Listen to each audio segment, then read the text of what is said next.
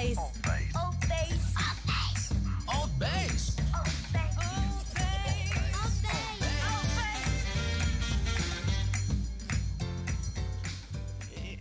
Oh, not nervous at all. No. All right, hello. As you might have noticed, we've got a bit of a change today. Leo is out with COVID, apparently. So it's just me and Christine here going to be holding down the fort for the time being. So first of all, ALTBAYS.nz. It's weird talking to the camera. They're a company that does a whole lot of media support for the community, hopefully a whole lot more. If you've got any things you want to do, maybe a podcast, video type stuff, this place is for hire to hire out. Also, obviously we have our podcast running out of here, and now I'm drawing a blank. Christine. Oh, okay. So, a little bit nervous too. So you can find us on all the main platforms. We're on Spotify after the show and live on YouTube and Twitch now. ALTBAYS on Facebook and Instagram. Follow, like, subscribe to us on YouTube. Mm-hmm. And we're on episode number 30 today. Yeah, number 30. With Nanny Neera. Come in to help us out for the day and hopefully provide us with some good yarns, I'm sure. Thank you for having me. Please bear with us. So, would you like to tell us a little bit about yourself and who you are perhaps in this community? Well, I invented a business called Nanny Neera. It stemmed from my 4 years of running the information centre in Whitianga. During that time, from 2007 to 2010, the Lost Spring was being developed by Alan, and there was suddenly a need for a nanny service because a lot of children weren't able to attend the Lost Spring. So there was visitors from all around the world who may have came with a brand new baby or a young child, or a few children, and they just would ask if someone could babysit. And I used to do that when I was a teenager here. I specialise in autism and Asperger's for 5 years in the UK, and it just kind of developed naturally. So you spent some time in the UK. How long were you over there 5 for? years in the UK and... In England? Yep, London-based. I was a Shepherd's Bush girl for 2.5 years and Ealing Common girl for 2.5 years, and two separate schools specialising in autism. How they were founded was there was a couple with two autistic children, and they couldn't get their children into any facilities, mainstream or otherwise, so they decided that they would create their own school, which was called Hillingdon Manor School, and it was purposely built for young people on the spectrum, so no more than 7 children in the classroom, a teacher and a teacher aide. So what got you to the UK? Was it that project? I was an 18-year-old living in this town back then, and you could either go down the drinking a lot of alcohol route, or you could try and get yourself out of a small town. And I had a boyfriend who left for the UK, and I followed him not long after. Back then there was nothing for youth, but the Outreach Polytechnic from Bay of Plenty came and created courses like how to be a secretary, how to do landscaping, and there was something out, that was when the government was actually paying young people to do courses. Oh, yeah. So they came here to Whitty. Yeah, and they set it up at a Racecourse Road, a sort of an outreach Bay of Plenty Polytech sort of thing. Cool. And that was when I was getting paid to go to Polytech, and I saved up for a one-way ticket to England. Wow. My dad was not very happy about that. Get a return, he said. Yeah, like, no. I said, no, Dad, I just wanted to go. Did your family visit you while you were in the UK? Yes, my brothers and my sisters, when I went there as a professional to work, came and stayed. They called my place quarantine. They all came there to get themselves organised before they got their own flats. And Oh, yeah. Oh, wow. Yeah. so it was really cool. So having, and we shouted Dad and Mum over for the Rugby World Cup in France. And so you, oh, that's nice. So you've been in Whiri your whole life? No, I was a whenua kiri kid. So I was 15 months old and my parents moved to whenua kiri via my uncle purchasing a block of land there opposite the Carter's farm. And from 15 months old till I was about 9, I went to whenua kiri school. There was no country kids back then. So from 5 till I was 9, we stayed at whenua kiri, and then that farm got sold and we lived on the summit of 309 for 10 years. Oh, And right. there was another farm that was purchased. And so, yeah, so I spent most of my teenage years up the 309 Yeah, yeah. wanting to be in town because you're so far away from your mates. That's cool. So do you still currently run your business here?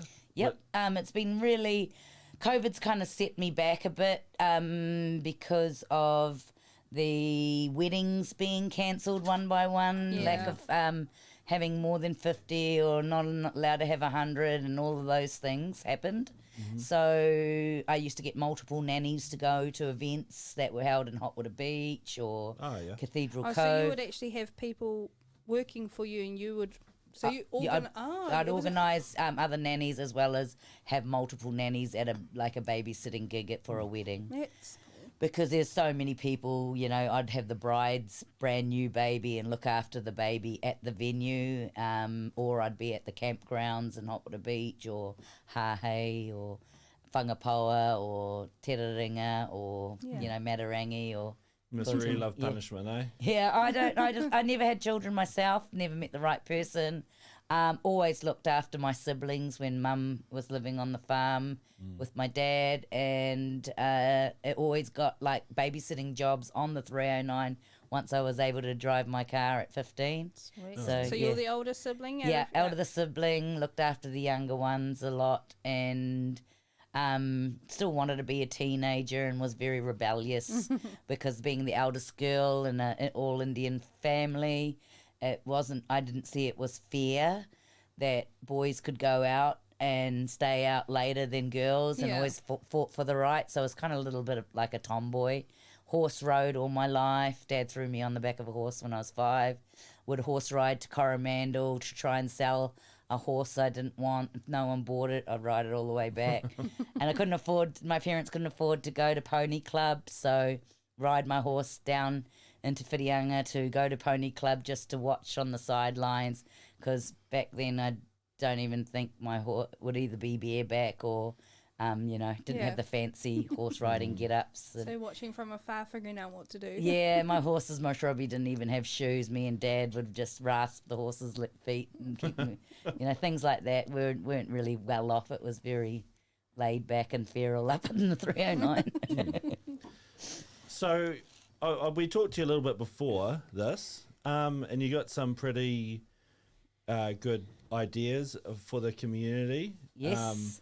I see the plan you've got there. You've become well organised. Yes, so been trying to, after watching Kiss the Ground on Netflix and seeing what humans are doing to our Papatūānuku Mother Earth and the disrespect from colonisation right across the globe.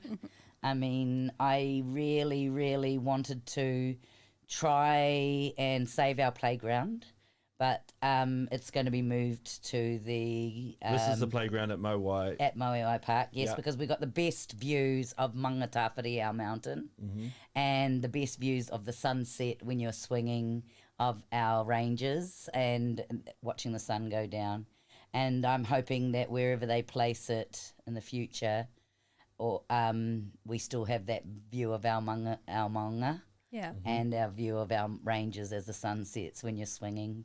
But I want to, with the development that's going on in Whirianga and the monoplanting that's happening, I really, really want to express the importance of diversity. Yeah.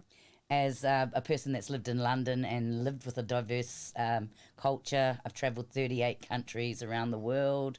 I really want to get back to the permaculture, the movement away from drying Papatua Nuku to death and spraying her with toxins, to even trying to get our council to diversify their planting, to either feed humans, feed the birds, the bees, the butterflies, and our invertebrates where they have no bush or low-lying scrub for them anymore, especially in the whirianga. I've watched it with all the pahurikawas just going up, but no other diversity. Yeah.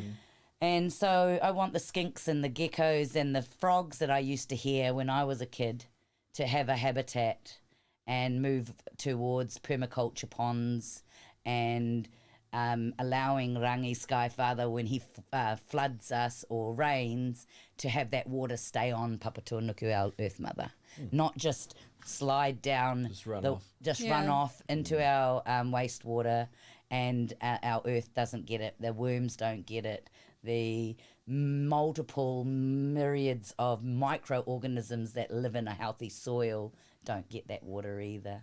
And so I know we're a bit of a sand pit here in Whirianga, and it drains, just like the sports park, you know, they mounded up all the stuff they scooped out. They never put a layer of clay before they put the topsoil.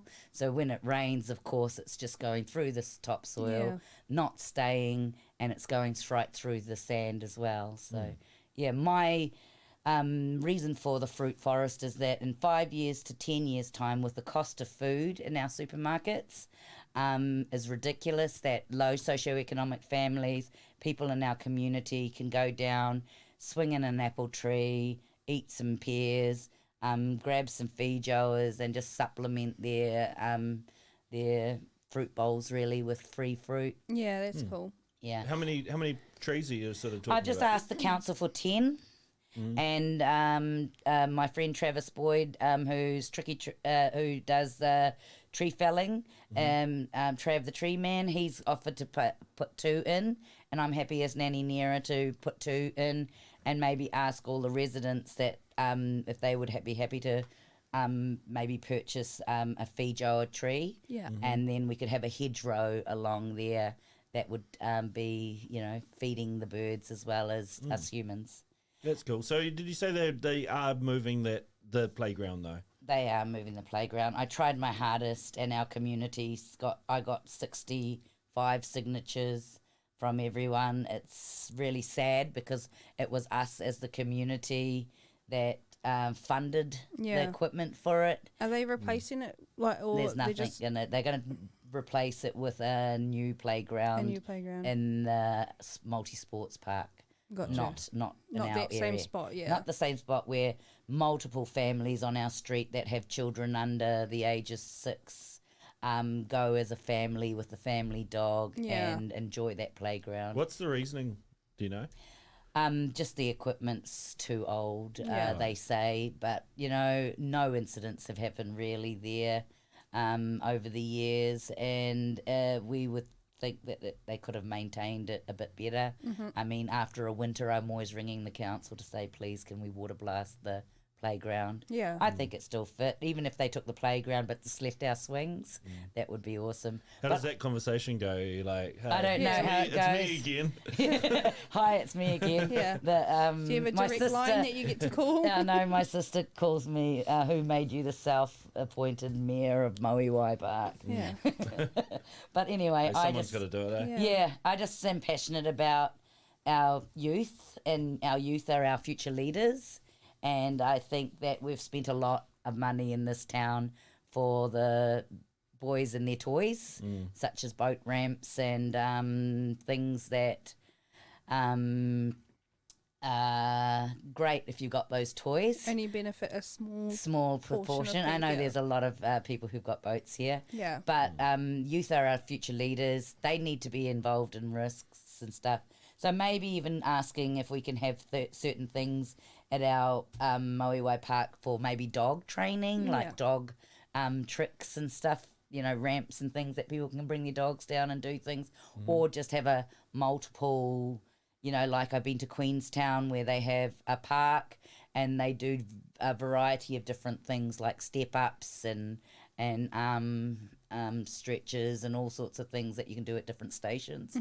That would be good out there, I feel, because it is almost like a small town out there, eh? And like there is that sort of that disconnect from like the main area, like now that you can't go down.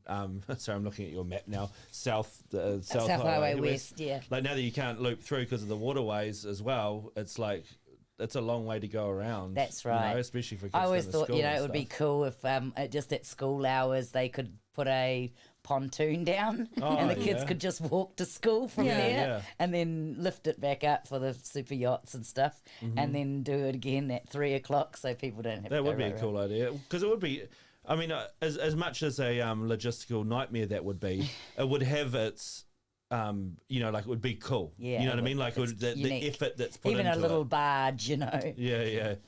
No, for sure. And also with being community-minded, I used to do things like fun day triathlons for youth because I used to do the Duke of Edinburgh's a lot in the UK. So I brought the Duke of Edinburgh concept here when I first came back in 2005 and ran kayaking courses, glass painting courses. But of course, when you're the nucleus and you've got not many people wanting to support or help you, it gets a bit tiring when you're the only person. Oh, I can imagine. Yeah, back in the day. Yeah. But now there's a lot more people moved in, maybe a lot more energy. I've done performances, a lot of performances. I used to belong to the Mercury Bay Players. Yeah. And once every year we would do a variety show at the club. And that ceased for a few years now.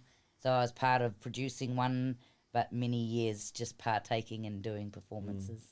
Because there was a lot of cool stuff back in the day like that, eh? Well, like we were community-minded, a lot more tighter, and everyone knew everyone back then. The school roll was only 300, not like 1,200 or whatever it is now. Was it how much Mercury Bay is it? Yeah.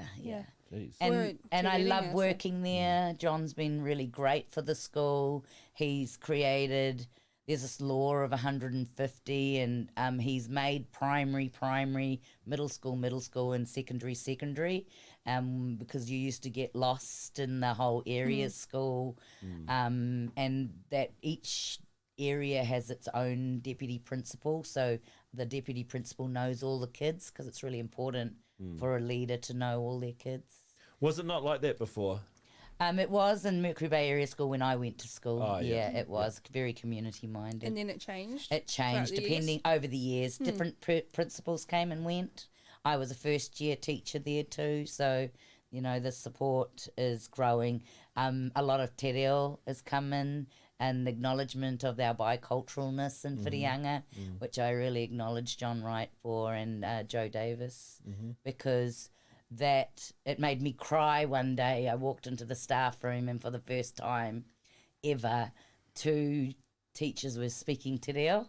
Oh, cool. Yeah, because being from another country and you went to Whenua, which is very predominantly European Kiwis, I would look at Māori people and think, oh, well, I must belong to them. And there was very far and few between because of the cultural... significance of all the slaughters and stuff that had happened here in the past. And I'm very passionate. When I was running the information centre, I couldn't understand why people would come and leave and not know our rich history. So I wanted to do something about that. So I went to the council and says, look, you've got to have a culture. Yeah, you've got to have a cultural budget. Yeah. You're not using any of it for... Oh, so they didn't have one before you... Well, no, they must have had one. I thought they must have had one. Barely. But, and I wanted to start something. So I got the waterways involved, Ngāti Hei involved, the town library involved, and we created the signs that you now see at the wharf, explaining it's the oldest and one and only oldest wharf in Australasia. Yeah. You know, explaining what Lovers Rock was about, and not just the Captain Cook version, Yeah. but the Ngāti Hei Yeah. perspective as well. Yeah. Because a lot of there's not just not only that limited. And I ran a cook fest too, because no one was going to do anything about our cultural heritage here. And as a child, I watched a cook fest. Yeah. So one year, I created the cook fest, and I found a Captain Cook. And Peter Johnson Jr. came down, and it made it on the front cover of the Waikato Times. Oh, what cool. a paper. Yeah, it was awesome. It was a hongi between Peter Johnson Jr. and the Captain Cook I had hongiing in that event, and it was just awesome for me, that not acknowledging our history, because I went to England and I went and found out where Cook lived and Yeah. where he was brought up and all these things, because I was fascinated with the history of it all. On the topic of cultural appreciation, like, how cool is it that Matariki is now a public holiday? I am so happy. I think that's I am so cool. happy. It would be better for New Zealand if we could just get rid of the solar calendar and just focus on the Matariki. on Matariki and the lunar calendar. Yeah. It would make sense, because the way the Māoris thought when they did the harvesting, when they knew you were going to get hapu, that there was going to be food for a hapu woman, and that her children are going to flourish because she's eating good kai. Yeah. And not even everything. There's a great program that was on Māori Channel just recently, and it explained Matariki, and it was so beautiful. I wish if I could talk to the government, please, let's get rid of the solar whole system. It doesn't work for our Papatūānuku, Earth Mother. Let's look at the lunar calendar and how our planet in New Zealand, Aotearoa, rolls. So do you know much about that? Like, I was talking with my workmates yesterday, because I was like, it's on the 24th.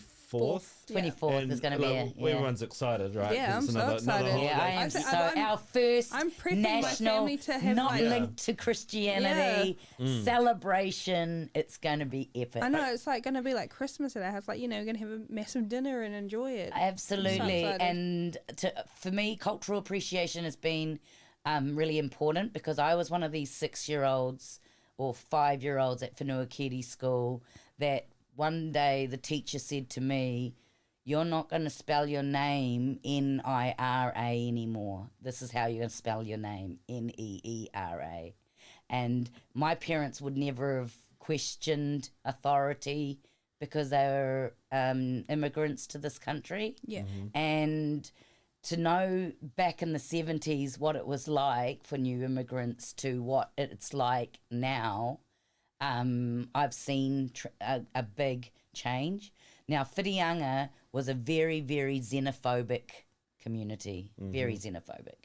And John Wright's done really well in introducing German students here. The Japanese students filter through from Ivakona. There is so much diversity being trickled into our school, and our trips away, our sister schools like Shawnigan Lake in Canada, and all of these things that have happened at Mercury Bay. Sorry, I wasn't aware we had a sister school. We've got sister schools in Japan and in really? and in Canada from teachers back in the day exchanging. That's cool. And Shawnigan Lake boys and girls now come to play rugby here. That's and cool. it's really cool. So that addressing of the xenophobia, people are seeing people not just through the eyes of colour, but diversity. It's Yeah. been awesome. Like, people have got friends from Japan now, friends from Germany, friends from other places in Europe that come through our school. That's that small town sort of syndrome. Mentality. Yeah, I wish the New Zealand government had money to send every Kiwi kid to somewhere like Fiji or not so much Rarotonga, but maybe Fiji or Samoa or something, to see how children with less are so much happier. Yeah. Because Western world is a huge emphasis on attachment to things. Yeah. Phones, And- you mean? Well, the things could be a phone, it could be a computer, Yeah. it could be whatever it is, your house. We just have attachments to things. Yeah. And things don't make you happy. What makes you happy is being present, being in the moment, not being in your head. If you're in your head, the mind can only dwell in two places: the past, which offers depression because you're dwelling on it, or too far ahead, you're planning your can't wait to Easter, get to wherever I'm going, get to the mount or something. But you've got anxiety because it's not even happened yet. You're not at the mount. You're not relaxing. It's just all in your head. Yeah. But where the happiness is and always will lie is if you're in this present moment like I'm feeling with you guys, I feel like this is leading somewhere. Well, I just wanted to lead you guys to my Nanny Neera stance. Yeah. Because the apple doesn't fall far from the tree. Yes. So if you're going to have issues with children, your tamariki, our future leaders, and I'm very vocal about Aotearoa getting their skate park, because where are we going to get our next Olympian skier from? Where are we going to get our next Olympian surfer, skateboarder, or anything in this world if you don't offer risks to children? Yeah. And, you know, they have to take risks, don't they? they have to take Absolutely. risks, and every town deserves to have a skate park. Our Ours little has been school very... is just starting. They've just started the process of trying to fundraise for a pump track. Oh, Is yeah. that what they're called? Pump track. Is that Yeah. motocross or No, it's just BMX? like just BMX bikes. BMX, And Yeah, Yeah. it's just a track that you start off like sort of like from a higher vantage point. Sort of what they got at the. and it's they've got a- enough bumps for you just to keep. Go around. Yeah, Around they've got their a thing. pump track at the skate park. at the The bike Bike park. park. bike park. Yeah, Yeah, so you our- sort of start off high and then you Yeah. have Yeah. the momentum to go the So way our through. school, we were Te Rerenga Primary. They just started to Excellent. put forward that sort of stuff. So Excellent. Yeah, they're And in that- the painting stages, and, which is also for our school. And the Western world teaching isn't, it's slowly getting there, but suddenly the introduction of technology and you're in front of a screen. Yeah. But, you know, I used to teach at Peanuts. I've taught at Mercury Bay Preschool. And kids, a little child will walk or play for 5 kilometres easily. And the environments that we put them in doesn't let them experience their whole being, you know, in nature. Yeah. And I think River Lee's done it really well. You know, they go eeling, they do lots of fun things. They go off on little day trips. They might light a fire. They get really connected to the 4 elements. And getting children back to nature is going to help them build up their antibodies. Getting your feet every morning, go and walk on the earth and ground. It's called earthing in the UK because a lot of concrete jungle over there. But earthing Yeah. is just allowing you to connect to Papatūānuku. Go out in the evening and look at the stars and connect with the outer space as well, because we're all one.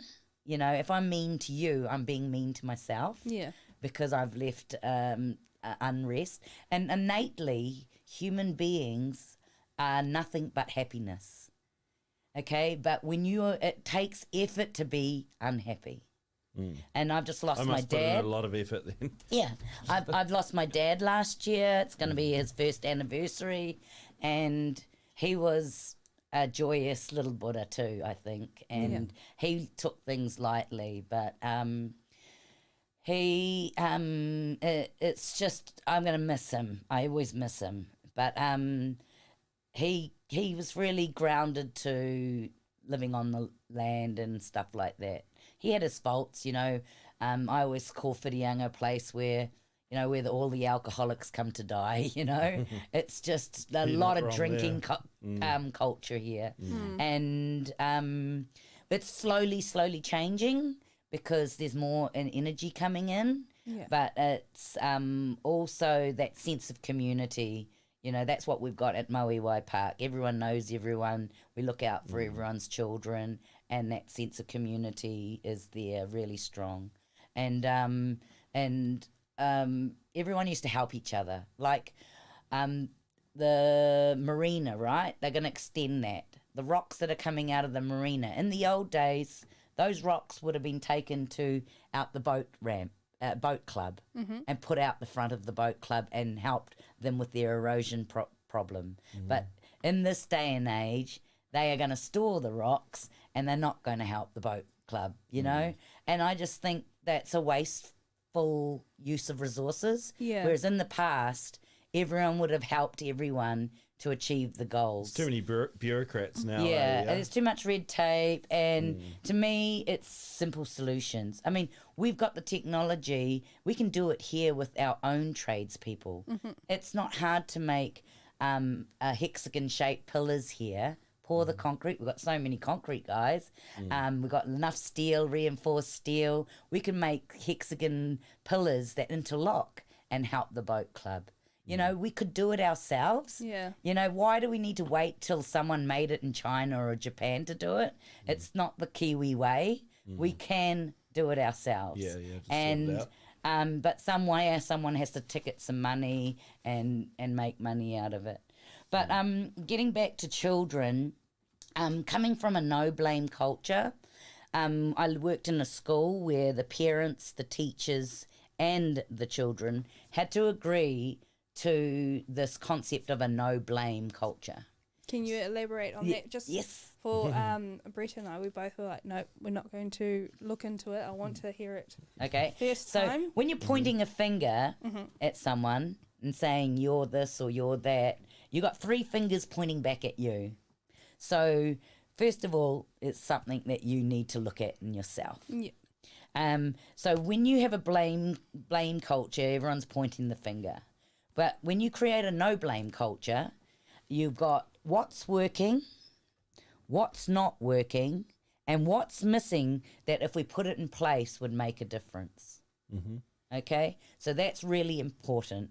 So if you can get your whole household having those conversations, it might be something like your 2-year-old's missing or 3-year-old's missing peeing in the toilet. Yeah. You know, it's all over the place. Sometimes it's a mess. even way older than that. And you just Talking don't know from what to do. experience. Have you been on a building site for like 30 years old? Well, I've got a solution. All those builders out We're there. listening. You just throw a ping pong ball, because I saw one in my girlfriend's toilet and I was about to fish it out. She goes, no, don't do that. It's for her sons to aim at the ping pong ball in the toilet. And that's how simple it is. Yeah. Okay? If you got a problem, there's always a zillion solutions to it. But you need to have a kōrero with your whānau and have a little sit down and say, look, what's happening? Why is this behaviour happening? Because if you're getting bullied at home, you go to school and the first person you're either going to bully is the smallest kid or someone in the class, or you're going to bully the teacher, you know. And I try and, you know, do what I taught the preschoolers at school.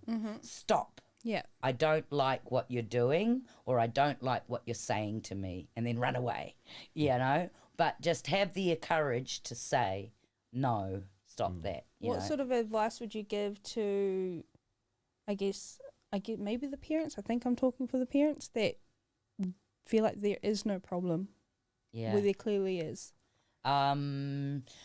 It's really hard if a parent, as I said, the apple doesn't fall far from the tree, and I've seen it in the playground. You know, it's a little mini representation of what's really happening out in our community.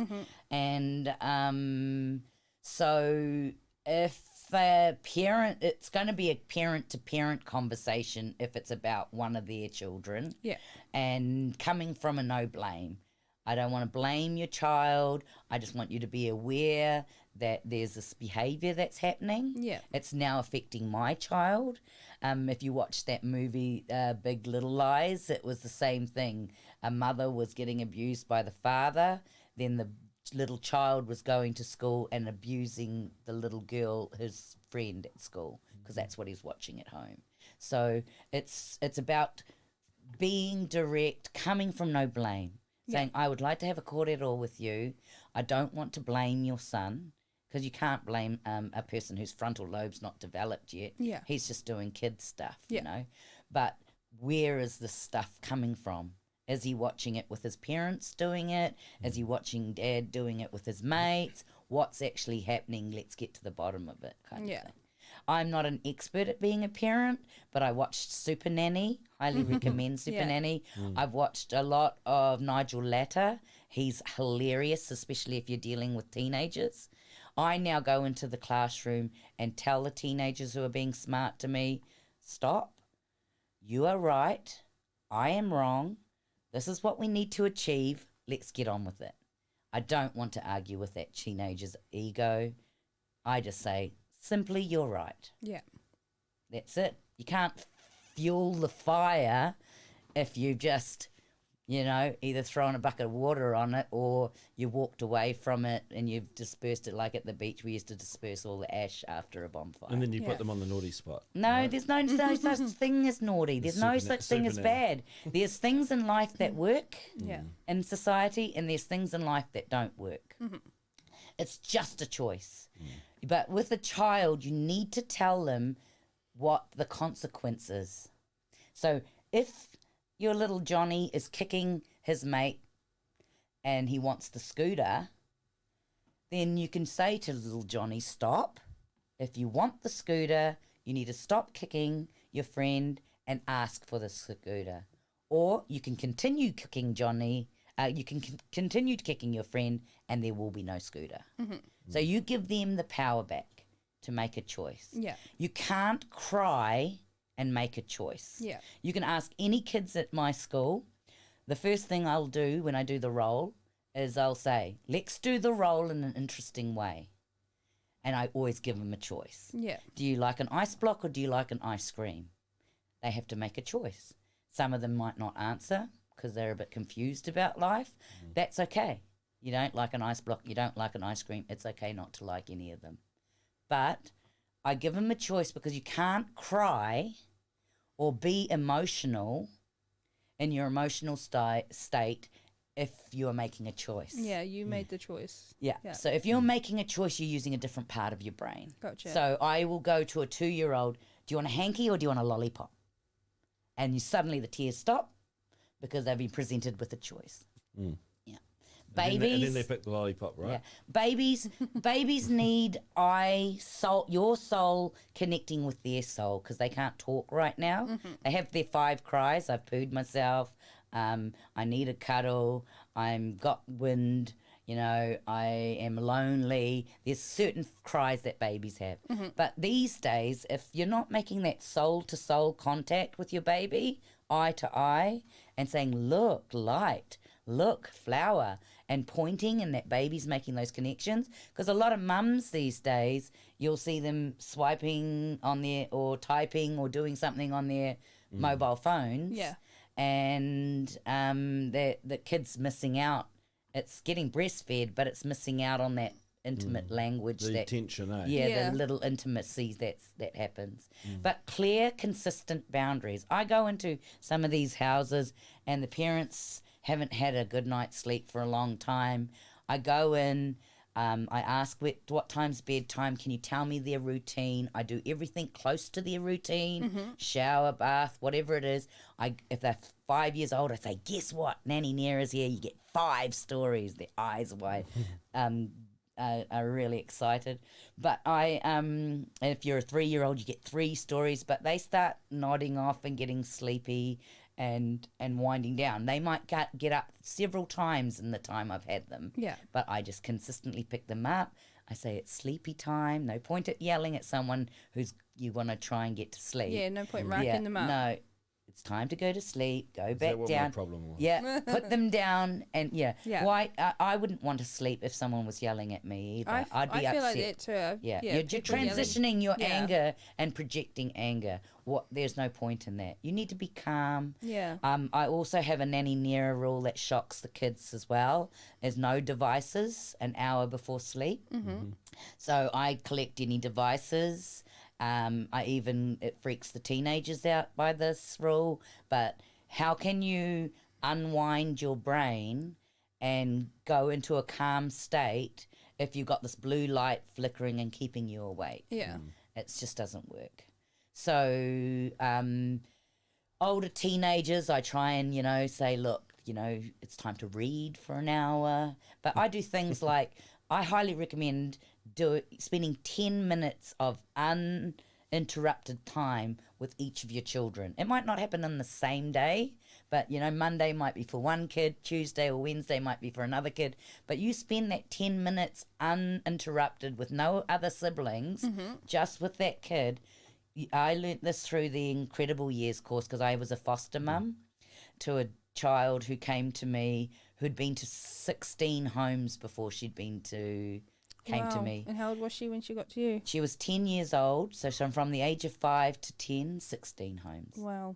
And then the longest place she stayed was with me for 7 months. But then she was introduced to biological auntie, and then when she came back, she went to school and said that I strangled her, and she knew how the system worked. They uplifted her, and off she went. Yeah. And that would broke my heart. Yeah. Because my whole family invested their energy supporting me with her.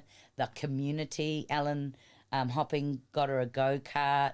It was a community effort. It does take a village to raise a kid. Yeah. Not like in the West where you're kind of like isolated, When Captain Cook sailed here, he couldn't believe how happy the indigenous people of the places that he visited were, Yeah. They were truly happy. In Māori culture, it doesn't matter if you have a disability, you are still part of the kapahaka group. You're Yeah. still part of a wider group. What I love about Māori culture and most indigenous cultures is they don't operate from ego.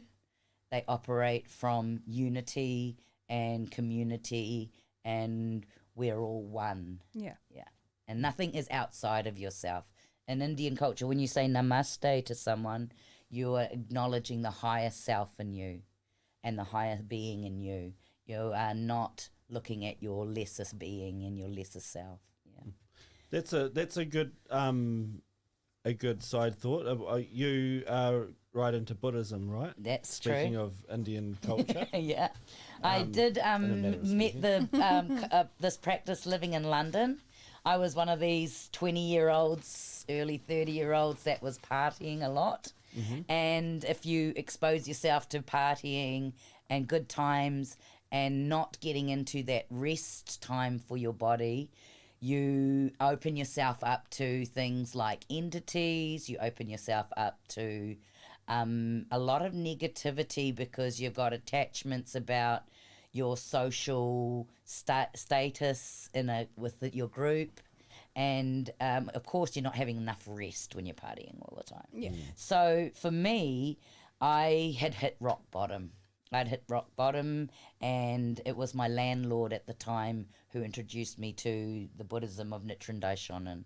And this is an organisation that's in about 192 countries.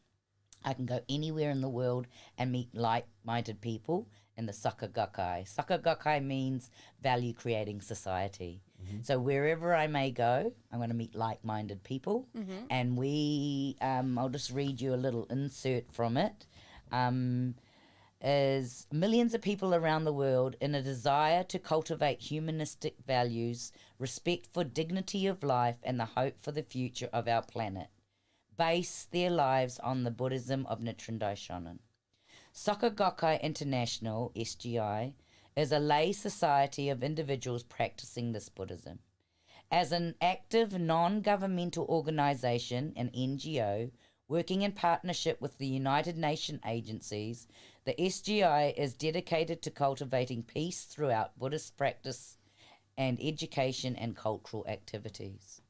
And that's what inspired me to watch all these international people coming to Whitianga and then leaving Whitianga and not even grasping what actually was historic about this area. Yeah. So the cultural was very big for me. Doing the kayaking courses for and introducing Duke of Edinburgh's award here was very important to me, because that's how every individual can change the world. Because it's not going to just take one person, but if every human has what we call our human revolution, where we become, every day we practice to be the best we possibly can be, and you reflect on your day and say, okay, that didn't work. Me talking to this child at school this way didn't work. What can I do that is better? Yeah. And then I'm trying to make changes. Is that something you do every day? I do. I haven't practiced. Try to at least. Yeah, I try to, because I am reflective, and I try and apologise to kids, because sometimes you clash. Yeah. You just clash. Yeah. They've come from wherever they've come from at home, whatever energy they're bringing from their environment at home, and you've got 25 of them, and they've all got their different things going on. Yeah. It's really a challenge to try and get everybody in a peaceful place for learning. It's a real challenge for us teachers out there. Yeah. And especially with the COVID-19, having to wear a mask, having to all those other external pressures, it's really hard being a human being. And we're sociable creatures, and more so when you're a child. So touch, hugs, kisses, all of these things are fundamental for your development. And now everything's restricted. Yeah, and everything's restricted. I mean, I couldn't even go see my mum because I didn't have the vaccination. So there was a lot of pressure to get vaccinated. So I did that to be able to see my mum, to be able to go to work, and to be able to run my Nanny Neera business. So there was a lot. Like my friends in the UK, none of them had to be mandated to and lose their jobs. Yeah. That's That's quite a big... That's a tough call, eh? That's a tough call as an individual and as a human being. Yeah. And also for the children, what is it like for them? Because they are so social. They like to touch their mates. They like to hug their friends. Exactly. And they like to, high five and rumble with each other. And to be told not to, it's really that's hard. Something that doesn't sit right with people, is that you've been told you have to do this thing to be able to do other things. So you're like, I do understand in my culture, 5,000 years of Hinduism and Buddhism out there, and our culture has evolved with lots of viruses. So we know to look after everybody. You want to look after your grandmother and your grandfather and the youngest tamariki in your family. We've had polio. We've had all sorts of diseases come and go through the centuries. Yeah. And the plague was a big one in the UK, learning about that, wiping so many people out. So we do need to be community-minded in that sense, and we did really well with the leadership, but I think the mandating for careers was really challenging. I absolutely agree with you there, and I think that like what you're saying, I feel like when we first went into like lockdown, a lot of people anyway did come together as a community. Like there was a lot of people looking after other people, and that's how I experienced it anyway. Yep. And it was like awesome. It was like most people were like understood the necessity of it. Perhaps. That's what I loved about our church groups too, and the community meals. There were people that only lives, alone in their house. Like I have travelled the world. I've seen what slums look like. I've been in beautiful mansions. I've been in chateaus. I've done it all. The happiest people are the people that don't have much. Yeah. Okay, that's what I've learned from my 38 different places I've travelled. The kids that have got the basic stuff are happy and content with what they've got. you don't have much, you don't have much to worry about, eh? That's right, but they have a lot more than a lot of the Western world kids do. And Yeah. I can go into their rooms. I've gone into lots of houses and babysitting places where there is abundance of toys. And the kids are still And it's bored. all made, and they're still bored. They're still bored. And they're still and whining. they still want more. Yeah. And so that's because they've got attachments to things. And if they could let go of those attachments, I used to live on the summit of 309. I used to make clay people out of the banks. I used to do things with my imagination, make, like at Te Raringa School, at Corriglen School and at Whenuakiri School. They get to interact with nature. They get to make huts, build things, problem solve, and do lots of things that's not learning just in the classroom. Yeah, that's one thing I It's love about learning my son's class. outside Yeah. the classroom. They do beach school every second Friday at the moment. I But would it's so cool. Yeah, I would love to create a green school Yeah. because I love to have a prospectus and a focus all on papatuanuku, the Māori healing, the looking at the whole body, understanding mental health, because a lot of these kids go home to parents that may be suffering from depression, may have anxiety issues, may be drug dependent, have got a lot of things going on, and their little mind is still developing, and their frontal lobe won't develop till they're 18.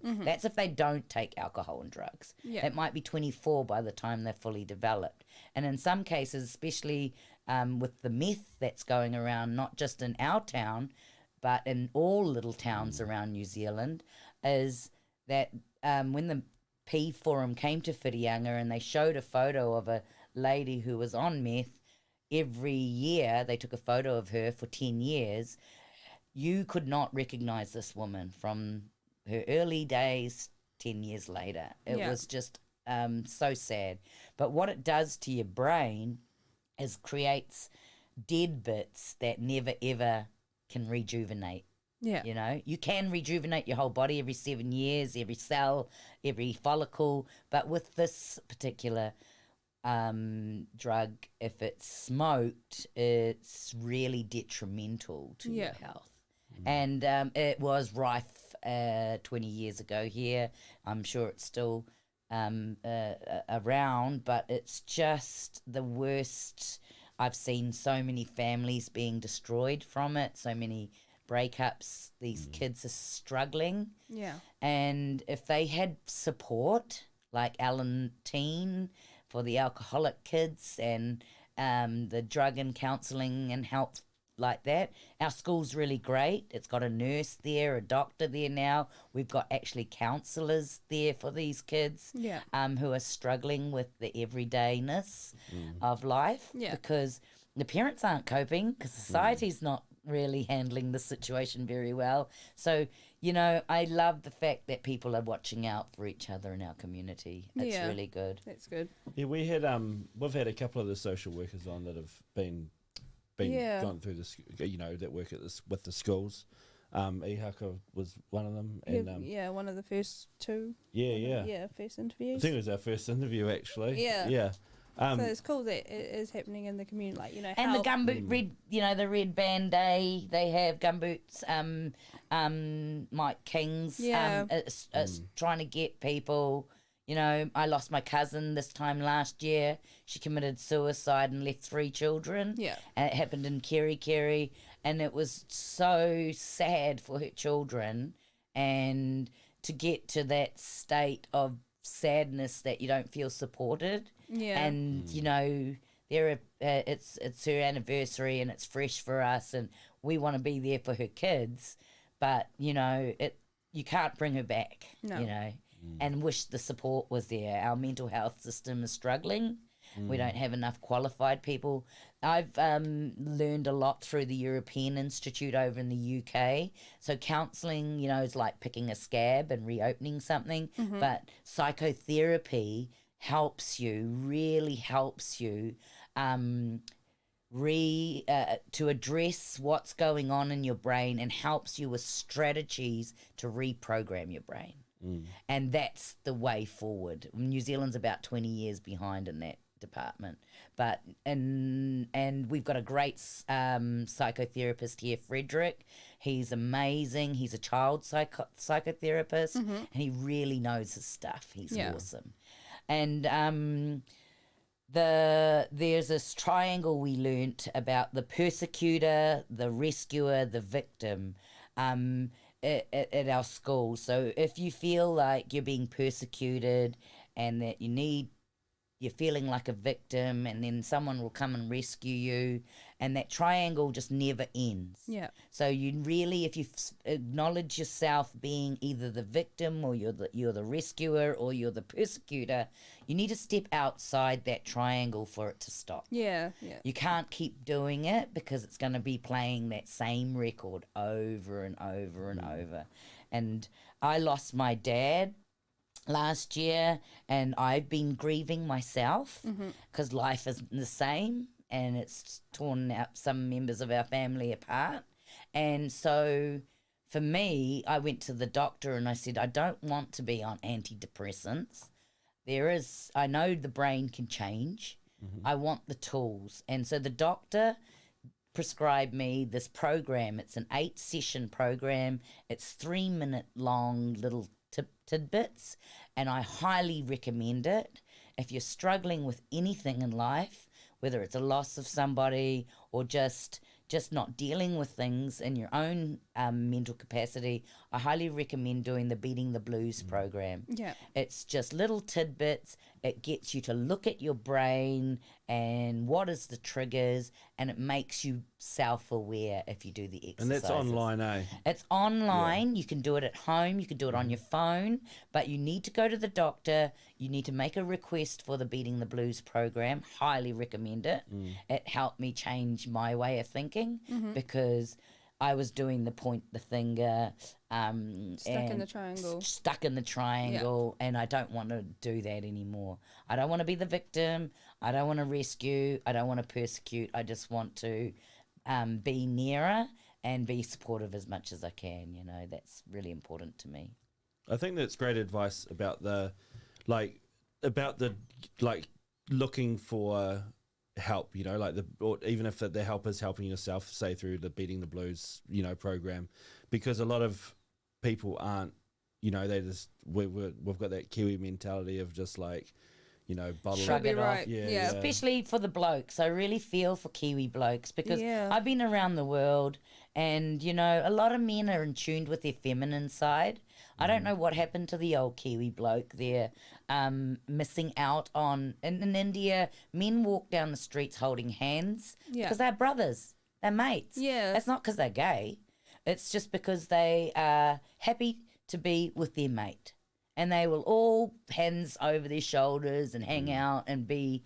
And I know the younger generation of Kiwi blokes are really getting in tuned with that emotional side of themselves.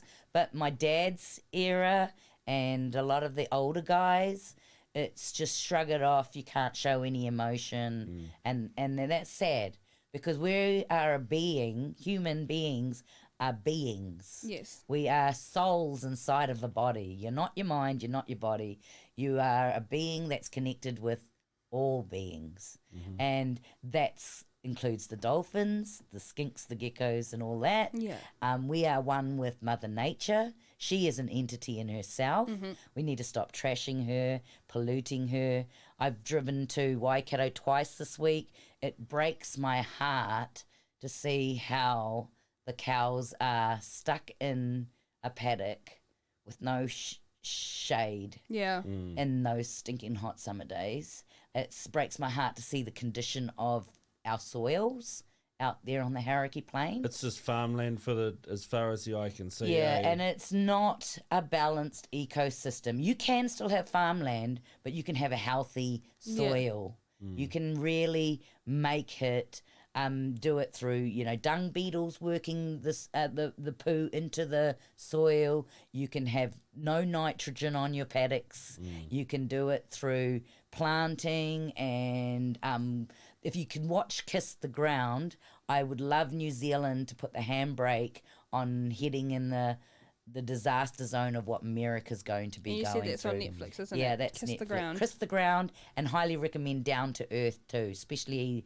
about water. You know, Yeah. water is really important. I don't want us to go down the three waters path. Only reason why is it's a government agency trying to make more money. Yeah. And I know we need to pay the First Nations people too, but I really don't want us to do what the Americans did to the Chileans. Yeah. The poor people can't even have water on their own land because the corporates are taking it and they're diverting it and they're feeding their avocado Taking it farms. from upstream, you mean. Yeah, Yeah. just not the lower socio-economic families don't get access to the water. That's the same in Mexico, I think, where Yeah. the water's coming That's the down corporates, that's the from Americans going America, in. Yeah. and Yeah. it doesn't even reach Mexico Yeah. anymore, or very little of it. Yeah. Yeah. Because it's And taken that's by why I other don't sites, want New Zealand to go down the American route. Yeah. USA's really destroyed their Midlands. Yeah. And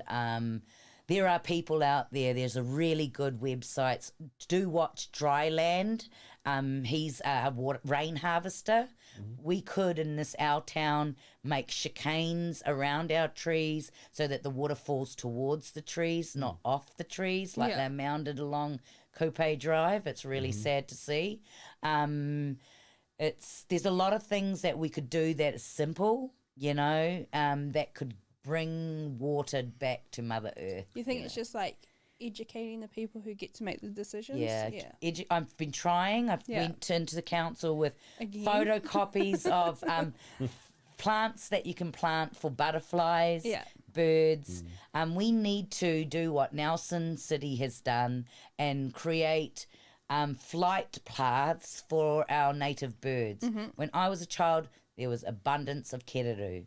Yeah. Now we don't even see meadow berries or things that they love to eat planted in our areas. And I'd like to see corridors all the way from Teraringa all the way down of purposely built areas focused on our native birds having a good feed. It broke my heart when COVID happened and the government didn't allow people to continue trapping. With walkie-talkies and all the technology we've got these days, you're not going to get COVID out in the Mother Nature. No. You need to. We lost 9 Kiwis when she locked us down, and I just think that those trappers should have been essential workers. Yeah. We were the people that created the problem. We need to fix the problem. Yeah. And the government did wrong by those Kiwis. It broke my heart this summer just hearing about the Kiwi that was dehydrated that in Kuaotunu. We need to be making lots of little ponds everywhere, just little ones where the dragonfly, the frog, there's access for a Kiwi to walk in and have a drink and walk back out. We can do that as human beings. We can make it better. I Yeah. really believe. But we need to look at the whole picture. And let's start with our birds and our bees and our butterflies because I don't know why we have, green areas all mowed. Why can't we have wildflowers as you come into Whirianga? Mow along the edges of the footpath by Yeah. all means to stop the bees stinging a little kid as they cycle past. But that whole, as you come into Whirianga, could be all planted in wildflowers. Then the slasher could slash it, and that would compost down and create another layer of protection for Papatūānuku. Yeah, Yeah. some towns do that, don't they? Where Yep, Auckland's done it all along its highways. I think Whirianga should. I tried to get the council to maybe think about something like this. I just believe, like murals. 20 years ago, I was saying, why aren't we depicting our history? But now, with Tuia 2000, we got murals put up in Yeah. our town. I think I'm about 20 years in advance to Yeah. what the wheel actually produces. Unfortunately, And do you because think in 20 years' time it's going to be too late? Or there's always a chance to there's bring her back to her I just with the waterways projects, it would be lovely to see diverse planting along the waterways edge, and that at least some of that rainfall doesn't just go straight into the drink, into the salt water, and is no good. I would like to see a lot of planting around that. I mean, I don't know. They're trying to make it look American and, but Yeah. I really, really want them to go back, diverse planting, move away from the grey wall that they're building, call it the grey wall of Whirianga, and lower those walls, because we don't live in places that you need to fence things off. It could have been a corridor of bush area there, Yeah. you know, and that would have been much nicer to see. And low-lying shrub, because that's what Whirianga was, all low-lying shrub. Yeah. This is all reclaimed land that we're on. Yeah, I saw this one on YouTube the other day where you just got me thinking about it with all the rainwater that goes to waste, just goes into the ocean, right? And Yeah. it's not like the ocean It's needs such a ocean waste. doesn't need any more water. I'm guessing, I don't know. But even the building codes, you know, having to make sinkholes and stuff. Let it rain, let it stay on our earth. Yeah, well, and let the worms have it. Yeah. Let Yeah, you're all the dead right. bugs have it. The way they had it was on their banks, they would build mounds that ran across the bank so that they would catch the water as it came down the bank. Yeah. And then you'd have one end of that mound would be like running a line, and that would be open and on a slight angle. So when it rained, it would come down and you'd have your plants growing out of those mounds. Yeah. Yeah. So they would absorb the water, and if it was enough rain, it would go down to the next like tier, and that would be plants that need less water, Yeah. but still need water, and then if that one filled up, it would go down to like another tier, and so it I would feel just like feed the that's how plants. my mum gardens. So my Yeah. mum's got a green finger, and she hasn't passed it on to me, but she lives on a bank in Rawani, so I feel like she's got all her veggies thought for. I feel like she's thought it through. They are the best agriculturalists, Maoris. They Yeah, my look at mum's all the so terraced, nifty, yeah. look at all the terraced areas, and you go anywhere, Indonesia, India, they know how to keep the water on the land. Yeah. We're just doing it backwards here for some reason. I don't understand why, but you Because know. the hose is so handy. I I don't 'cause know. My mum No, but just we figures need it to out. keep the water on the land, Yeah. not let the waterways take it out to sea, because that's no good for anything that's living, except it's a top layer of water for the sea now. Yeah. We need it on the... And it takes all the crap with it too, eh? Yeah. A lot of the time, like runoff from farms and whatnot. Yeah, and I mean, farming is doing great now that any waterways is getting really planted. I mean, Northland burnt for 50 to 100 years. Yeah. Once they took all the cowries out, we've only got 3% cowries in New Zealand. 3%. That is disgusting. 1% marine reserve. That is disgusting to me.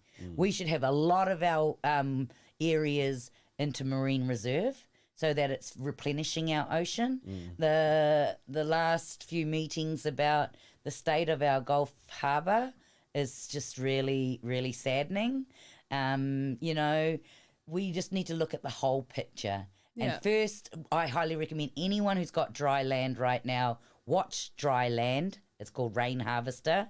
He is brilliant, and he will talk to you about making chicanes and stuff, making these areas where the cows have access to water as well as a duck and things like that. It breaks my heart, you know, just even the Canadian geese being shot at, you know. Yeah. I mean, they've migrated here since way before anyone thought of making, fancy houses and stuff like that. So, you know, to me, you got to look at the whole picture. And if they're going to come every year, create a pond for them, do something that, you know, don't scare them over to the airfields and then they've got the right to shoot out any animals on the airfield. I think that's wrong. Yeah. Why Yeah. do they shoot the Canadian geese? They're an introduced species, and then when they did shoot them here, they went to Aotearoa and flooded Aotearoa because they didn't like the way they were being treated here in Whirianga. But of course, for the fancy houses. Oh, yeah. Yeah, we have Interesting. quite a few in Matarangi as well, like on the golf Yeah. courses and stuff. And they would have been everyone's- shooed from here, and they've gone over to yeah, and they're Matarangi. not happy. The people aren't happy there either with them. Yeah, we can need to coexist with the Yeah. animals. We caused this problem. As this Buddhist, only humans can fix human problems. You know, we created it. We're the ones who have to fix it. Every day I go into school, I say to them, you are our future leaders. Youth need to... I wanted to create a Burm Busters group or something where youth are planting wildflowers on the sides of our roads. Yeah. That youth, if you get trained to use a chainsaw, are getting rid of our gorse, replanting it with some tea tree, so that 20 years from now, we're going to have beautiful, kahikatea stands and all around New Zealand that the youth have created for the future generations, and it's habitats on the side of the roads for things. I think the gorse is, if you have a lot of gorse, so like... Gorse is good, it's nitrogen, and it pumps the nitrogen back feeds into it, eh? the bees in the winter. I do understand, and the British mentality of making gorse hedges and stuff, same as some stupid possum mentality of letting possums out. It's a bizarre thing, eh? It's totally bizarre that you can do that. I mean, we had zebras here living in New Zealand back in the heyday. Yeah, don't get me started on moose in the South Island, Yeah, and even the tar, bringing them here. I mean, we could make industries. I thought, a great industry would be tree beers. Sell it to the Japanese, for protein, or sell it to the Chinese, and then we sell our fur to Russia and places like that are cold, Canada, that can mix it with their merino possum and get rid of them somehow. But possuming, my biggest idea, and I tried to get it across to Jacinta, was a pest force. Just like the Navy, just like the Army, but we have a pest force that goes and sweeps over New Zealand. Yeah. And they go and target an area. They work with the scouts. They work with the Girl Guides. They work with the councils. We all are singing the same hymn sheet. We're getting rid of these rats. We're getting rid of the wild cats, because it's feral up 309, people dumping their cats up there. Yeah. Are they dumping feral cats up? I mean, they become feral? Excess kittens and all sorts that become feral up there. Yeah. And then one possum nails, I heard, something like, I don't know how many eggs in a night, and that's native bird eggs. Yeah. And it's sad. It's sad. It's very so sad. Yeah. I'm just looking at our online question. I'm not just browsing Facebook. Is there questions? Is there any questions? Yeah, there is some here. Okay. There is, okay. This is from Billy Humble. It says, hello, Neera. Coming from an Indian family, what do you think about the caste system in arranged marriage? I could have had an arranged marriage if I chose that. I always used to tease mum and dad. Oh, wait till I'm 30. But when you get to India and you're 30, it's like, oh, well, I'm a bit old. You're either going to get divorcees. Yeah. Or most people, like my mum and dad had arranged marriage. They were betrothed to each other. My mum was betrothed to my dad at the age of 15. May have married him about the age of 17 to 18, and then had me. Had a miscarriage before me, and then had me. So how old was your dad when your mum was betrothed? My dad was 10 years older than my mum. Okay. Yeah. So arranged marriages, I always used to tease my mum that I'll do it later in life. But, yeah, I haven't met the right person yet, so one day. Have any of your siblings? They've all married Kiwi guys and girls. Yeah. So my sister has her business, Percival Constructions, and her awesome partner, Damien, and they've got 3 beautiful kids. And I've got another sister, she married a Kiwi guy too, Craig, and they have 2 beautiful children. One passed away from leukemia 4 years or 5 years ago before his 7th birthday. So as a family, that was a real shake-up. And my dad shouted us all a trip to India, and because he wanted his mum to meet his grandchildren. So it was a real healing time for us as well, but we still miss Liam. And she's got a beautiful daughter. And then my brother, he's the baby of the family. He's got 3 beautiful daughters. He married Megan, who was, they met in UK, but she's Kiwi originally. So, yeah. Oh, cool. Would you, I suppose you moved away when you were 15 months old, so probably don't have much experience with the caste system, I'm guessing. Not really. Sorry, can't answer. I've been to arranged marriages in India and seen the brides that are going to get married crying their eyes out because they have to leave their family and the only thing that they know and go to their husbands. In Indian culture, it's not just a simple thing. You're not just betrothed to anyone. They look into the star signs. are they compatible? They look and make sure that my family member would go over there and check out the guy's family, make sure they're not insane or mental illness or anything like that. They want your best interest at heart. That's quite interesting to hear, though. 'Cause, And it's a caste system, like the class system, and you know how royalty marries royalty and things like that. Same as in India. I'm a Brahmin caste, so it's sort of like the doctors, the lawyers, the judges, the teachers and stuff.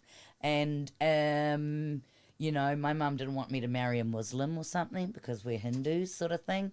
That kind of mentality still happens. But, you know, Muslims and Hindus have fought each other. They've lived side by side with each other. We've had to go through what the British did to most colonies, conquer and divide and conquer. Got the Muslims hating the Indians again, fight each other, do the same with the Maoris. We'll give you guns, go blow those guys up, that kind of thing, so that it was easier to take over a place if you've got internal fighting. Yeah. Conquer and divide was one of the most common. What's happening in Ukraine, same kind of concept. And Russia, you know, Ukraine's the fruit basket of Europe. You know, they make the peanut oil, they make a lot of things that go through our supermarkets. Yeah. And they are in charge of some of the resources like oil and stuff like that. So they're a rich nation in minerals. Russia does not want NATO coming too close to all of that. You've got a lot of American money invested in Ukraine as well with their biolabs and stuff. Gas pipelines run through it. And all sorts, you know, Ukraine, what really upsets me is cousins are fighting cousins, uncles, aunties, because a Ukrainian is a Russian person. Yeah. And that's what upsets me. Yeah. It's like we decided to go to war with Australia. You know, what's that about, you know? I would like Australia to acknowledge what they've done to their Aboriginal people, because that is devastating to me. Yeah. A culture that's lived 77,000 years, no problems, got on with the Chinese, got on with the Indians, got on with the Indonesians, got on with pretty much every person that ever visited Australia. Yeah. Prior to Captain Cook setting his feet there. Yeah. And then that colonisation just destroyed their nation, which is really sad. Yeah. But to me, Indigenous peoples are the ones that are going to help heal this planet. And go back to the pagans, you got to remember, were the Indigenous people of UK, and they got ramrodded by the Vikings. They got really shafted by the Romans, and Catholicism rammed down their throats. And women were targeted and witchified because that shift from being matriarchal society to a patriarchal society took place, and women were the women got the vote in New Zealand because of what Western women saw, European women saw of Māori women. They could be chiefesses, they could own land, they had ownership of their hapu iwis and stuff, whereas a European woman, Mrs. Smith, couldn't even own her handbag. It was Mr. Smith's handbag if it was stolen in the street, you know? There's that thing, when you get married and they'll be like, this is, I mean, my last name's Soanes or Soanes on this podcast, but they'll be like Mr. and Mrs. Brett Soanes. Like they didn't say the, I mean, not that that happened when I got married, because that's weird, but like I've been to weddings before where that happens, where they say that. Yeah, they say, I never really thought about it, you know. Or being a man, you just go, eh. Yeah. So she's like, oh, you're Mrs. Brett. Yeah. But. Yeah. So that's one thing about Kate Shepherd. She learnt from the beautiful wahenes of Māoridom back in the day, and I do believe that it's going to be a subtle, but there will be a shift, and hopefully it's all going to put Papatunuku back on her pedestal, and we can create the Garden of Eden. If there's anything else, if you're a mad gardener, highly, highly, highly recommend Back to Eden gardening documentary. I'm a big fan of permaculture myself. Going back to small co-ops helping flourish a community instead of spending all our money at Countdown and New World. So are you an avid gardener at home? Yeah, I do have strawberry patch. Garlic happens every year. tomatoes coming out of my ears. So you're knocking on the neighbour's door, like, Yeah, take it. I'm always taking mum chilies, Yeah. and she's always giving me stuff that out of her garden. I like it, yeah, good and that trade. kind of, and that's why I want the fruit forest to happen for our tamariki in the future. So if they want to go down and make an apple crumble, Yeah. they don't have to spend a lot of money in supermarkets. They can just go down and get some fruit and that. Sorry, And I'm a bit stupid. What is permaculture? Permaculture is using everything in unity. So when you do a garden, you planting orange flowers beside it. That's companion planting, so that the bugs that like that strong scent or like the colour will go to the flower flowers. instead of your veggies. Oh, yeah. And also the strong smell of marigolds puts a lot of bugs off. So your companion planting, permaculture, highly recommend watching Permaculture Ponds. He will explain it really well. Okay. And I have to listen to this podcast again and write a list of Yeah. things. yeah, I've been mental watching list I'm so trying to many remember. things too. Yeah. I'm sorry, but I had a hamstring operation and I couldn't walk for 3 months. So I just Educate. sat learn. there and thought I'm going to use Netflix for good. Yeah. And and just try and be awareness, be positive. You have your negative days. As a Buddhist, you got to acknowledge your shadow self as well as your higher self, and be at peace with both. That's excellent. That's cool. I'll have a quick look and see if we've got any more questions. 'Cause Okay. There was quite an active, Everyone's interested. yeah. I think Leo sent one question as well. Oh, we don't want to say We that don't. here. Have What's a rest, Leo's Leo. question? You're right. You should have come if you wanted to ask a question. What's his question? Come on. Hang on. Oh, yeah. So, here, Leo, blah, blah, blah, Brett and Christine, whatever. He said, I met Neera 8 years ago and was doing some accounts at On Fire Jazz Cafe. After that, I saw Neera doing many different things at many different places. I'd like to know what drives her to stay curious and always keen to do new things. What What drives you? drives me? Toyota. No, I'm driving a Nissan at the moment. I want to go electric. I'm waiting for my sugar daddy to turn up with the 3-bedroom super yacht and the Tesla car. No, I'm just joking. What drives me? Well, Buddhism, our practice, drove me a lot at 8 years ago when Leo first met me. Having visited a lot of countries around the world, like I've sailed up the Nile in a felucca. Captain Nash pulled up his felucca by the side of the Nile. Wait, and what's then a felucca? felucca's a little, Sorry. sort of like a vaka, a sailing boat. Yeah. And he took me into the jungles of the Nile there, and we got to this place, and it was this little hut, and inside the little hut, I was so trusting back then, following a guy in the middle of a jungle. You're like, and I "Let's was go." like, let's go, Yeah, dude. love it. And he goes and opens this little hut curtainy thing, and inside was his beautiful wife and his beautiful baby. And the most humbling experience is when they offer you food Yeah. in the middle of nowhere. It's not like let's go down to McDonald's or anything. It was just people. It doesn't matter where you come from, you are going to attract like-minded people. And so if you're into raging, you're going to meet all the ragers. Yeah. If you're into metal, heavy metal, you're going to meet all the heavy metalers. If you're into, I want to meet lots of people who are living their lives, and they've inspired me. I've done lots of Buddhist courses. I've been to Traits in south of France, where 32 different countries came to represent their countries in Buddhism, and we all have this the swell from the ground up of people wanting to change the planet. You know, move away from these systems.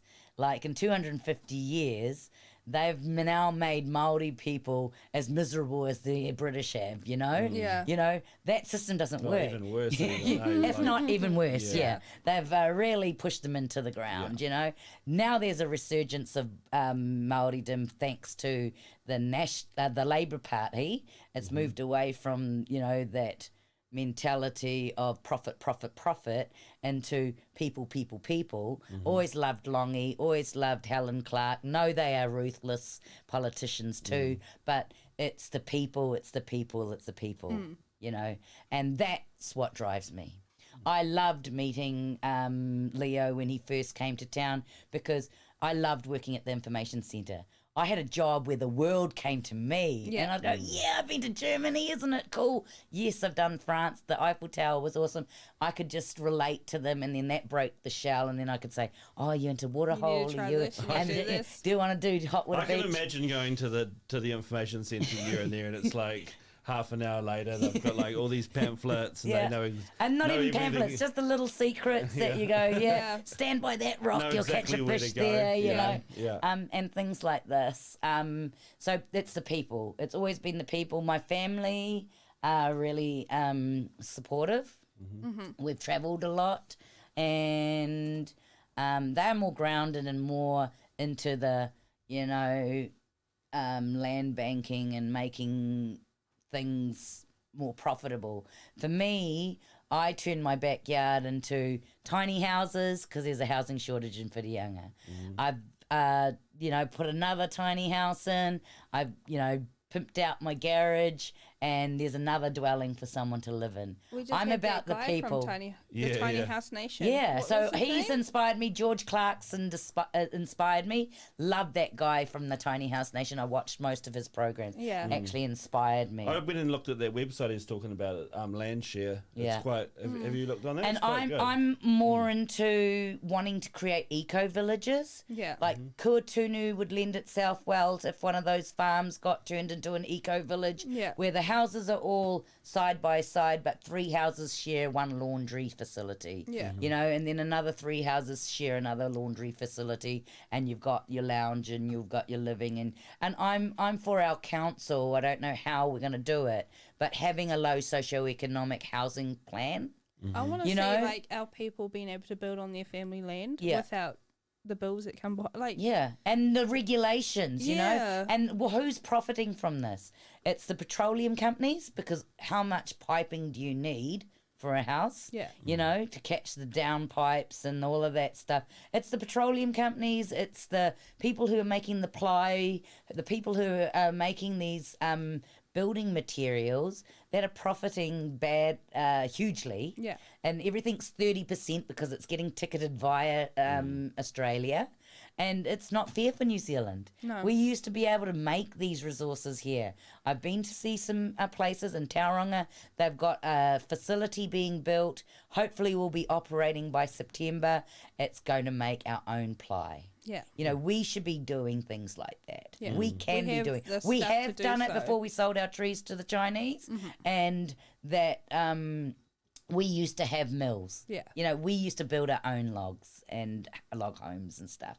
And we have that mentality because we're pioneers. But somewhere along the track, the middleman's getting a big slice of the pie. Money was more important Yeah, somewhere. and every whānau should. Now the government's changed it to under 30 square metres, and believe you me, I know the regulations now because I tried to just do it. That's a huge change, eh? Yeah, and so I recommend if you've got a big backyard where the dog's just crapping, put a tiny house there and you've offered another person a home. Yeah. And that's my mentality. It doesn't matter. That's what drives me, Leo, is the people. You meet awesome people. Yeah. You know? And I'm going to be turning 50, and in Native American Indians, you're finally an adult at 50. Where you're Finally, right? finally an adult, you sink into your skin and you know who the hell you are. Yeah. You know? And you know, if you're 60, that's a new 40. If you're 70, that's a new 50. You know, we're living longer.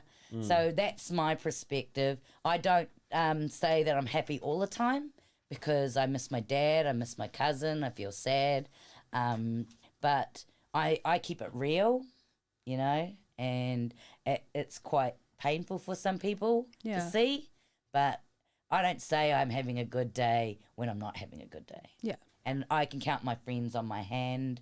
I've got lots and lots of acquaintances, but the real people who know me, it doesn't matter where I've lived, you know, they're the genuine people. Yeah. So I could say to you, if you go to London, you go knock on this door, they'll say, oh, you know, Neera, come on in. Yeah. You know, that kind of relationship, that kind of friendship, that kind of bond that you have with people. Yeah. So to me, material objects, it doesn't matter if you have a spa pool, would like one though. It doesn't matter if you have a swimming pool, would like one. But having attachments to all of those and the expenses of all of those things, Yeah. if you can let that go and just enjoy sitting in your spa, make time to be in your spa with your kids, Yeah.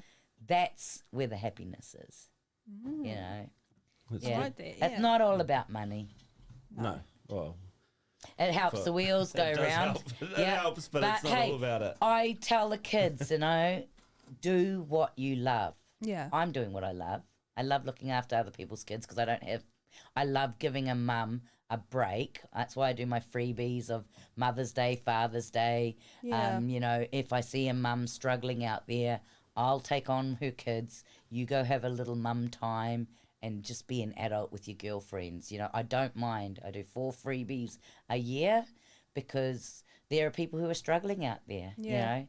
And especially if you have a person on the spectrum, it's another culture you have to learn. And once you Yeah. understand their culture, they're the best teachers in the world, you know. Like I said to you earlier, I said we've just literally today just put in the referral for my son to get tested, and it's also like trusting people. Like there's only a small handful of people I would trust to give him to. Yeah. So it's And yeah, you want nice people for mums out there to you have want, a break. Yeah, you want, and I used when I go to their homes, I fold their washing, I wash their dishes.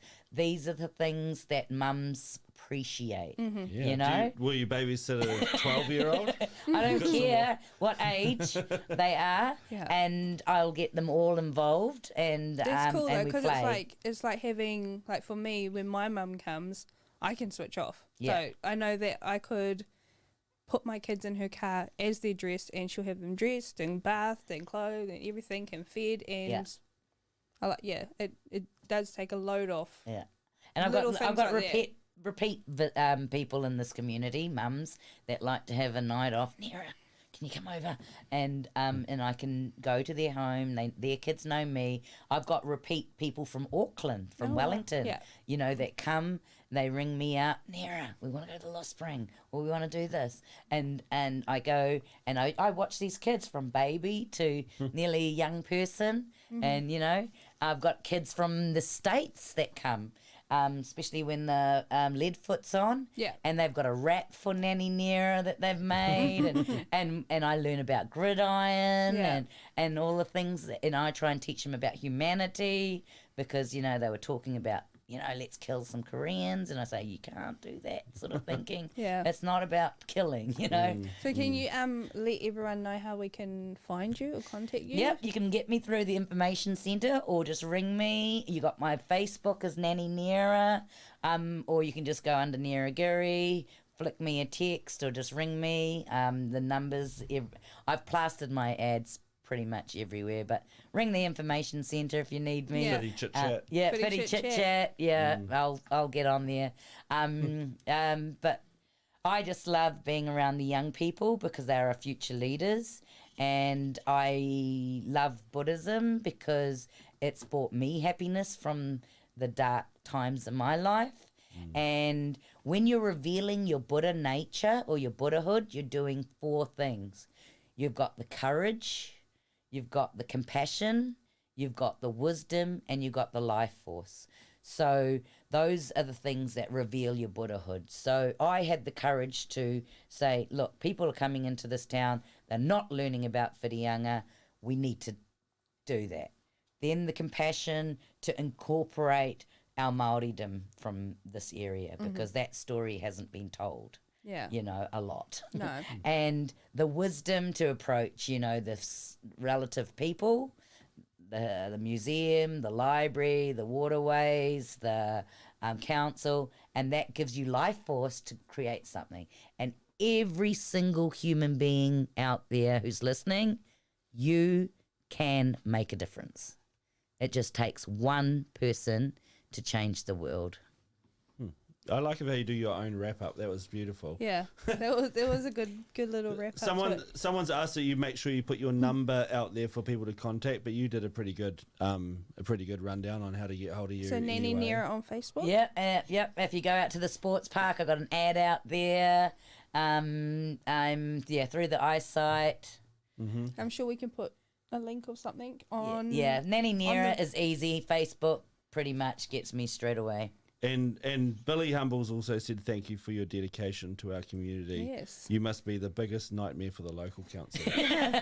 They don't think I'm a fan. I don't know, but Hey, hey, I got the dump moved to Moiwai instead of Moiwai Park, so I feel pretty good. And at least you can agree on three waters with the council, right? Yeah. Like they don't want it, and you don't want it, so. The next step is the Well- council's going to be calling you. Or is that not true? When you look at land, Wrap up that's- cancelled. Yeah. When you look at land, our land formation helps us with water, okay? And every region has a different land formation, okay? And water belongs to everybody. I don't want us to be like Chilean people who are suffering. Don't want Māori, Marais and cultural areas deprived of the basic right of water, you know. Nice. So, all good? Yeah, all good. Thank Yeah. you. Yes, thank you There so is much one- for Namaste. There's coming. one more question, sorry. Oh, tell us. Have you ever thought about being a politician, Neera? I'm Ooh. politically incorrect, or I would give it a go. Yeah. I have foot and mouth disease a lot of the time, and I say inappropriate things. If I do go into politics, it's going to be pushing the agenda of Papa Tuanuku first, and everything else comes next. Yes. And that our youth are our future leaders, and that I would love programs created where they can see changes in the community that they've created, and when they have their children, they can see, look at that cool. I was part of Yeah, that. I was part of that. Like for me, it was the Kauri 2000 project, planting all the kauri back out at Koautunu, and for me, it's anything to do with preserving our kiwis, our native birds. I met a lady when I was hitchhiking to see the Dalai Lama one time, who was here when the roads were all gravel and the tyres were not even rubber, I think they were just hard rubber. And she said that the bird sound on the Coromandel Peninsula, we couldn't be talking to each other because the bird sound So was loud. so loud. Yeah. And that was prior to 1960. So we have really, really need to put a handbrake on somewhere. Everyone needs to be trapping on their own bit of Papatūānuku, but we really need to get rid of feral cats. We really need to get rid of the stoat population and the pigs and things like that. Our pig hunters do a great job, but it needs to be, and it is an annual thing here, but we really don't need to poison our land with 1080. I know that there are going to be hard places, but there needs to be an industry created to... I agree. And Maui House doing a great job because Archer's frog is the only frog that you can find in this peninsula and in the world, and they are trapping by foot, but we could be like Wellington. We can be a pest-free area. Yeah. If we could just do something at the top of the peninsula, do something at the point of the peninsula and just work our way inwards, we could have eradicated that instead of creating some politician, a big business of distributing 1080 around the place. Yeah, Yeah. and also even with the trapping of possums and stuff, like sometimes I've heard in the past, like they'll farm them even, like because that will become your business. So like you'll work through your areas, and then by the time you return back to the original spot, the population's grown again. Yeah. So there probably needs to be some more incentive to Keeping it eradicating free. it as Completely, opposed to yeah. like as opposed to making a business I mean, out of we have trapping. scientists, we have great scientists, you know, sterilizing projects, you know, there's, Was you know, Bill Gates involved in that? I don't know, but we could get him involved. But we do need as a nation, and it starts with every Girl Scout, Boy Scout working. Our school's doing a great job with trying to keep a pest-free bike park, and acknowledge the middle school for that and all their hard work. But we as a community can do it everywhere if we just had that community drive of everyone singing from the same hymn sheet. Yeah. But with technology these days, everyone's facing their phones and their devices, and we just need to look at how we can get back together. I know that places like Ferry Landing, they're doing a great job because they work together. I know that at Otama and Opito, they work together. So that's what community's about. Kuatunu's always been awesome with the pumpkin festivals and things about getting together. But we just need to do that mentality here in Whitianga too. Yeah, if you want to do something, just do it, eh? Like, I think... Don't wait for anyone. No. You might have to be a squeaky wheel like I am, but eventually someone might think the same way. But my biggest challenge is to try and get more diversity planted here in Whitianga, not the mono... you know, if myrtle rust hit Whitianga, we'd have a whole lot of dead pahutakawa trees. You know, that's what I'm saying. Yeah. We need diversity, and in diversity, you look at a pine stand up in the hills, and then you look at a natural bush block. What would you prefer, you know? No, for sure, yeah. Okay. All right. Yeah, cool, yep. I got to do a wind-up, don't I? Yeah, okay. You do it. Oh, well, thanks for coming tonight. That was great. And thanks, Christine. Thank you for having me. Yeah. Yeah. Thank you for having me. Yeah. And thanks for all those questions out there. Yeah, well, no, it was good. Good. It was a very active chat on the was, YouTube. yeah. I had a look. It was quite a lot of stuff going on there. But yeah, ALTBAYS.nz. Don't forget to like, subscribe, and the bell notification button. And stop laughing at me. And yeah, oh fuck it. That's the end. Thank you. Thank you. Bye. Bye. So proud of myself Leo. not swearing. Sorry.